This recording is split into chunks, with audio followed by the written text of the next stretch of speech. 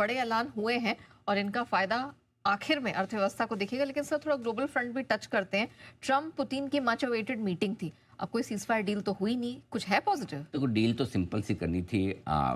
पता नहीं दोनों क्यों एग्री नहीं हुए हैं। ट्रम्प को कहना था कि मुझे नोबेल प्राइज़ दे दो और पुतिन का कहना था मुझे कुछ कुछ इलाके जो मुझे चाहिए यूक्रेन के दे दो एंड डील इज़ डन।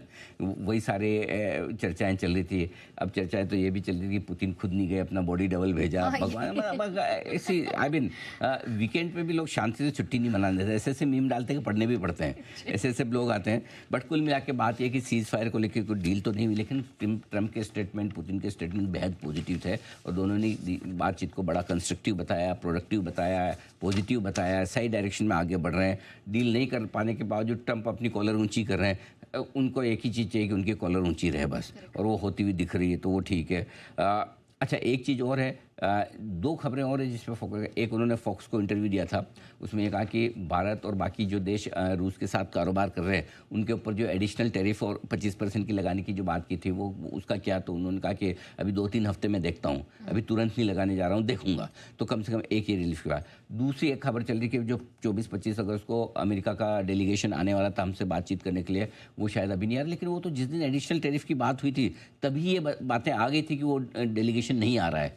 लेकिन अभी शायद कंफर्मेशन आई, तो इसलिए वीकेंड पे ये खबरें वापस चल रही है। इसमें नया कुछ नहीं है, तो ठीक है। अल्टीमेटली हमारी एडिशनल टैरिफ वाली या टैरिफ वाली जो भी डील होनी है, अगर उसको टैरिफ लगाने का कारण ही एक ही है ट्रम्प के दिमाग में कि आप रूस के साथ कारोबार कर रहे हो, उनसे ऑयल खरीद रहे इसलिए लगा रहा हूँ, और अगर रूस का युद्ध विराम भी हो जाता है तो फिर किस बात की। और उसके बाद भी अगर वो करते हैं तो फिर क्लियर कट है कि अब भारत हम और अमेरिका दोस्त रहे नहीं, अब हम दुश्मन हैं।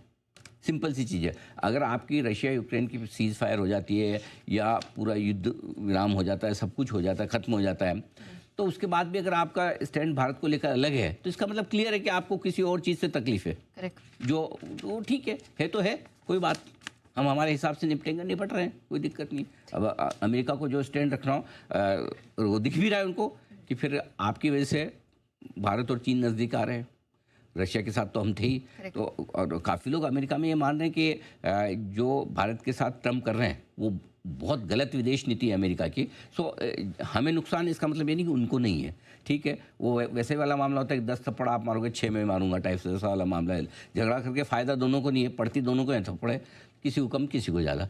निपटेंगे हम भी। आज दुनिया की चौथी बड़ी इकोनॉमी है, पहले जैसे ऐसे कोई मच्छर तो रहे नहीं, तो ठीक है। और जिस तरह से हम स्टेप लेने की कोशिश कर रहे हैं, रिजल्ट आएंगे 4-6 महीने, साल भर में, देखेंगे क्या दिक्कत। तो ये आपके लिए वहाँ से सिंपल सी चीज़ है कि बाकी रहा सवाल, आज मीटिंग है ट्रम्प और जेलेंस्की की। कुल